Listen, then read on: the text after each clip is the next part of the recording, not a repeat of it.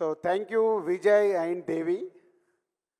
So దేవితో నాకు ఆర్య దగ్గర నుంచి journey almost 22 years. So Devi ఎలా కష్టపడి సాంగ్ చేస్తాడో, బ్యాక్గ్రౌండ్ స్కోర్ చేస్తాడో, ఒక సినిమాని సూపర్ హిట్ చేస్తాడో నాకు బాగా తెలుసు. సో మీ అందరికీతో ఈరోజు ఈవెంట్ ఉన్నప్పుడు నేను దేవిని అడగడము, దేవి హైదరాబాద్లో వస్తాను సార్ అని రావడం. థ్యాంక్ యూ దేవి. అలాగే విజయ్. సో వి నో ఇక్కడ చాలామందికి సినిమా ఫీల్డ్లోకి రావాలని మీ అందరికి ఉంది కాబట్టి ఆ కోరికతో ఇక్కడికి వచ్చారు. అలాగే చూసిన వ్యక్తి నేను దగ్గర నుంచి విజయ్ ఒక క్యారెక్టర్ ఆర్టిస్ట్గా అన్ని ఆఫీసులకు తిరిగి సో తన ఫొటోస్ ఇస్తే ఆడిషన్ చేసి చిన్న చిన్నవి చేస్తూ ఈరోజు కింగ్డమ్ క్రియేట్ చేయబోతున్నాడు. Thank you Vijay. అండ్ ముందుగా దిల్ రాజు డ్రీమ్స్ కంటే ముందు మా జర్నీ ఎక్కడ స్టార్ట్ అయిందో, సో ఎందుకు దిల్ రాజు డ్రీమ్స్ అనే థాట్ వచ్చిందో ఎక్స్ప్లెయిన్ చేసి తర్వాత విజయ్ చేతుల మీదుగా, దేవి చేతుల మీదుగా వెబ్సైట్ లాంచ్ చేస్తాం. సో శ్రీ వెంకటేశ్వర క్రియేషన్స్ మేము ప్రొడ్యూసర్స్ అయినప్పుడు దిల్ తర్వాత అందరు కొత్త దర్శకులను ఇంట్రడ్యూస్ చేస్తూ సినిమాలు చేస్తూ వాళ్ళు ఈరోజు తెలుగు ఫిలిం ఇండస్ట్రీలో ఉన్నతమైన ప్లేస్లలో ఉన్నారు మా దర్శకులందరూ. అలాగే మేము మా సంస్థని కొత్త దర్శకులతో పాటు చేస్తూ సూపర్ హిట్లు కొడుతూ ఈరోజు ఇక్కడ నిలబడ్డామంటే ప్రతి సినిమా ఒక్కొక్క అడుగుగా వేసుకుంటూ రావడం వల్లే 57 ఫిలిమ్స్ కంప్లీట్ అయ్యాయి శ్రీ వెంకటేశ్వర క్రియేషన్స్. సో నేను కానీ శిరీష్ కానీ ఒక స్క్రిప్ట్ ఫైనల్ నా దగ్గర ఫైనల్ అయిన తర్వాత నెక్స్ట్ శిరీష్ గారు విని దాన్ని ఎస్ బాగుంది బాగాలేదనే డిస్కషన్ చేసుకున్న తర్వాతనే ఒక స్క్రిప్ట్ ముందుకెళ్తుంది. అలాగే ఎడిటింగ్ రూమ్లో కూడా ప్రతి సినిమాని అలాగే అనాలిసిస్ చేసుకుంటూ చెకింగ్ చేసినప్పుడే ఆ సక్సెస్ వస్తుందని నమ్ముతూ ఇక్కడి వరకు 57 ఫిలిమ్స్ కంప్లీట్ చేయగలిగాం.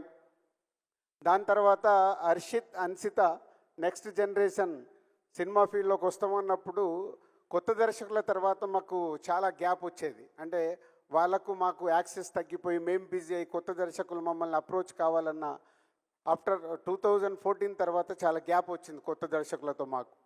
అప్పుడే హర్షిత్, అన్సిత అంటే వాళ్ళు దిల్ రాజు ప్రొడక్షన్ అని బలగంతో పాటు వేణుతో పాటు ఇంకా 3 సినిమాలు స్టార్ట్ చేసి 4 కొత్త దర్శకులను ఇంట్రడ్యూస్ చేశారు హర్షిత్, అన్సిత.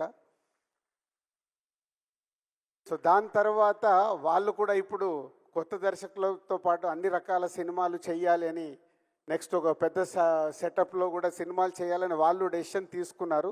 అలాంటి టైంలోనే ఎలా కొత్త దర్శకుల్ని కానీ, కొత్త ఆర్టిస్టులను కానీ, కొత్త టెక్నీషియన్స్ కానీ, అలాగే కొత్త ప్రొడ్యూసర్ చాలామంది ఇండస్ట్రీలోకి రావాలని ఉంటుంది. వాళ్ళకు సరి అయిన గైడెన్స్ ఉండదు. అలాంటప్పుడు ఏం చేస్తే బాగుంటుందని వచ్చిన ఐడియానే ఈ దిల్ రాజు డ్రీమ్స్. సో ఈ దిల్ రాజు డ్రీమ్స్ శ్రీ వెంకటేశ్వర క్రియేషన్స్ ఉంది, మాకు దిల్ రాజు ప్రొడక్షన్స్ ఉంది, దిల్ రాజు డ్రీమ్స్ ఎందుకని చాలామంది అడిగారు. అప్పుడే మాకు వచ్చిన ఐడియాని నేను ఎక్స్ప్రెస్ చేయడం జరిగింది. వెంకటేశ్వర క్రియేషన్స్ అంటే భారీ భారీ సినిమాలు తీస్తున్నాం, దిల్ రాజు ప్రొడక్షన్స్ అంటే కొత్త వాళ్ళ తర్వాత ఇప్పుడు వాళ్ళు మార్కో డైరెక్టర్తో సినిమా అనుకుంటున్నారు.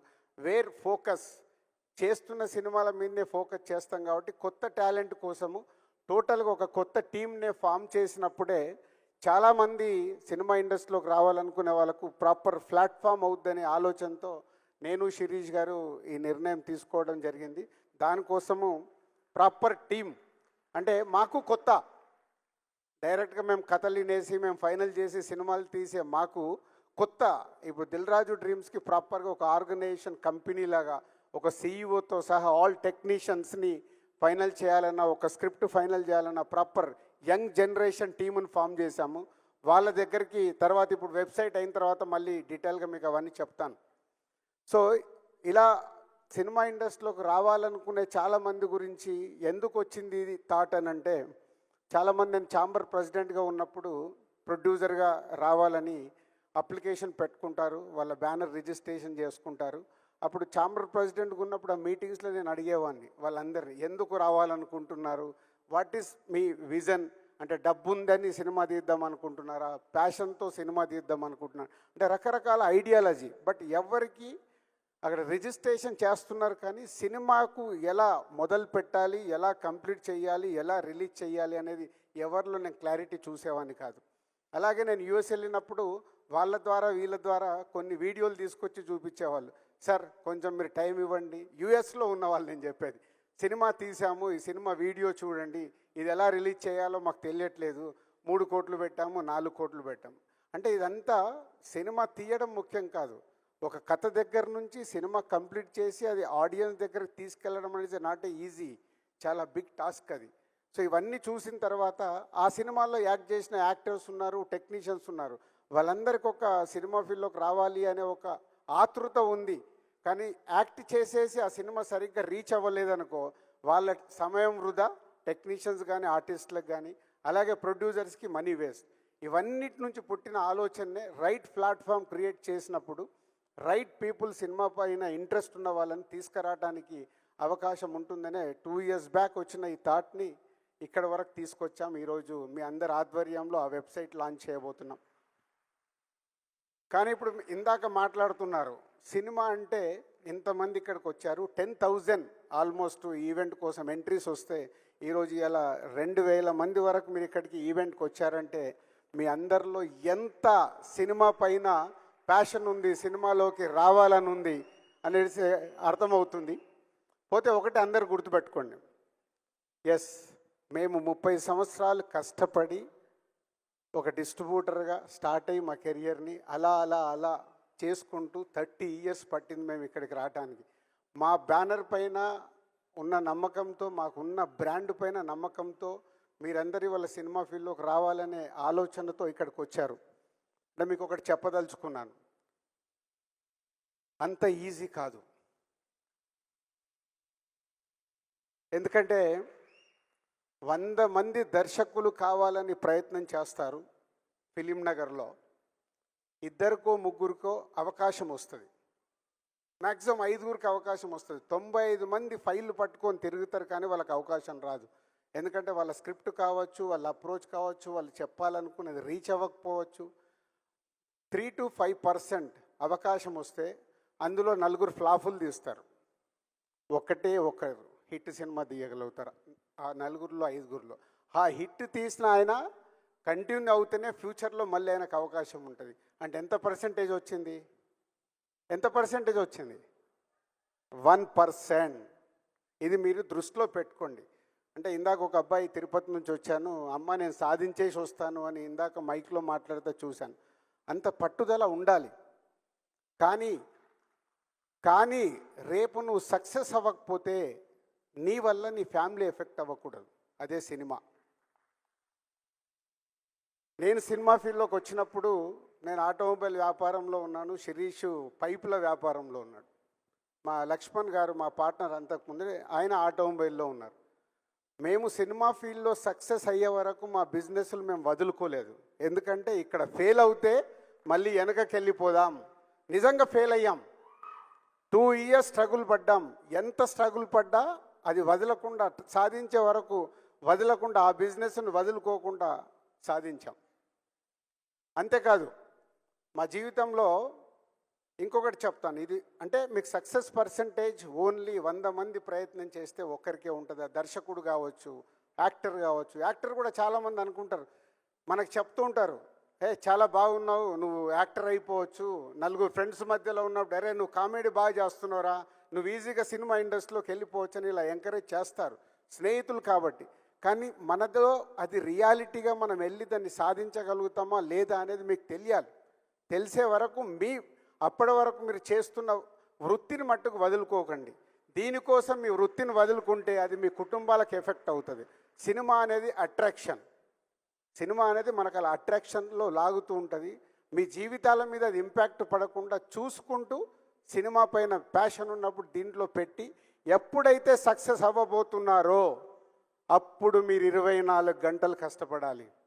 24 గంటలు కష్టపడితే ఒక మా సంస్థలో వచ్చినట్టు మేము కానీ, ఒక విజయ్ దేవరకొండ, ఒక దేవిశ్రీ ప్రసాద్, ఒక రవితేజ, ఒక నాని, వీళ్ళందరూ ఇండిపెండెంట్గా సక్సెస్ అయ్యి వాళ్ళ తెలుగు సినిమా ఇండస్ట్రీలో ఉన్నత శిఖరాల్లో ఉన్నారు. పాత జనరేషన్లో రజనీకాంత్ గారు కానీ, చిరంజీవి గారు కానీ, వాళ్ళు ఎక్కడికి వెళ్ళి వచ్చారు. కానీ వాళ్ళు అంత హార్డ్ వర్క్ చేశారు. సినిమా అంటే అంత హార్డ్ వర్క్. వేరే పనులలో చేస్తాం, 8 గంటల డ్యూటీ ఉంటుంది, మ్యాక్సిమం 9 గంటలకు ఆఫీస్కి వెళ్తే 5 గంటలకు వచ్చేస్తారు. ఇందాక అనిల్ రావిపూడి అన్నాడు చూడు, దిల్ రాజు కాదు రన్నింగ్ రాజు పెట్టాలని. ఎప్పుడు ఆలోచన 5 గంటలకు లేచిన నుంచి ఏం చేయాలి, ఎలా ఆ జరుగుతున్న సినిమాని ఎలా సక్సెస్ చేయాలి, అలా ఉంది కాబట్టి ఈ 30 ఇయర్స్లో మేము ఇక్కడ ఉండగలిగాం. సో ఇండస్ట్రీలోకి రావాలంటే మొదటిది మీ వల్ల మీ కుటుంబానికి ఎఫెక్ట్ అవ్వకూడదు. 2, ఇక్కడికి వచ్చిన తర్వాత మీరు సక్సెస్ దగ్గరికి రీచ్ అవ్వాలంటే 24 గంటలు సినిమా సినిమా సినిమా సినిమా అంటేనే సక్సెస్ అవుతారు. ఇది గుర్తుపెట్టుకోండి. సినిమా ఫీల్డ్లోకి వచ్చేస్తారు. సరే, ఇప్పుడు దిల్ రాజు డ్రీమ్స్ అనేది మేము ఏదో ప్లాట్ఫామ్ క్రియేట్ చేస్తున్నాం. దీని ద్వారా మీరు అప్లికేషన్లు ఇస్తారు. దాన్ని మా టీం స్క్రూట్నీ చేసి టాలెంట్ ఎలా ఉంది ఏంటి అని వాళ్ళు స్టడీ చేసి వాళ్ళు టీంలో మెజారిటీ పీపుల్ లైక్ చేసిన తర్వాత అది మా దగ్గరకు పంపిస్తారు. ఇది మీరు చెక్ చేయండి. అప్పుడు మా దగ్గరకు వచ్చాక ప్రతి వీక్ మేము కొంచెం టైం స్పెండ్ చేసి దాన్ని చెక్ చేసి ఓకే చేస్తాం. కానీ చాలామంది రిజెక్ట్ అవుతారు. అది గుర్తుపెట్టుకోండి. చాలామంది రిజెక్ట్ అయినప్పుడు మీరు వీక్ అవ్వకూడదు. అరే దిల్ రాజు డ్రీమ్స్ మేము పెట్టాం మమ్మల్ని రిజెక్ట్ చేశారని.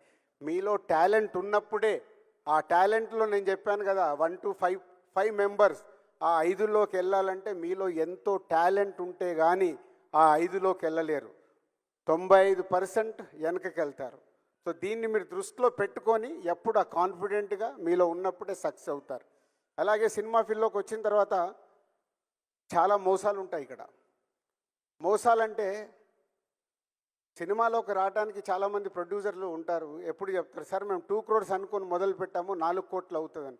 మొదలు పెట్టడానికి మన చుట్టుపక్కల ఉన్న వాళ్ళు 2 కోట్లే చెప్తారు, అయిపోయే వరకు అది 4 కోట్లు అవుతుంది. మీరు ఆస్తులు అమ్ముతారు, సినిమా తీయాలనేది ఎక్కడి నుంచి అప్పు తీసుకొస్తారు, మధ్యలో స్టక్ అయిపోతారు. Be careful. సినిమా ఫీల్డ్లోకి ఒక ప్రొడ్యూసర్ కావాలంటే మీకు అవగాహన ఉండాలి. అందుకే ఈ దిల్ రాజు డ్రీమ్స్లో ఫస్ట్ టైం ఒక ప్రొడ్యూసర్ కాలం కూడా పెడుతున్నాం. ప్రొడ్యూస్ కావాలన్న వాళ్ళు కూడా కనెక్ట్ అయ్యి రియాలిటీ ఆ సినిమాకి నిజంగా మార్కెట్ అవుద్దా, ఎంత బడ్జెట్ అవుద్ది ఏంటి మొత్తం మా టీం అనాలిసిస్ చేసి చెప్తారు. ఫైనల్గా మా దగ్గరకు వచ్చినప్పుడు మేము చెప్తాం దాన్ని.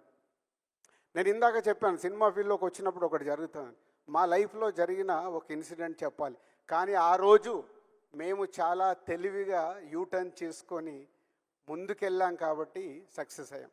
1996లో మేము సినిమా ఫీల్డ్లోకి వచ్చినప్పుడు మహేందర్ రెడ్డి గారని మా కజిన్ బ్రదర్ ద్వారా ఇండస్ట్రీలోకి వచ్చి తర్వాత మేము ఓన్గా స్టార్ట్ చేసాం.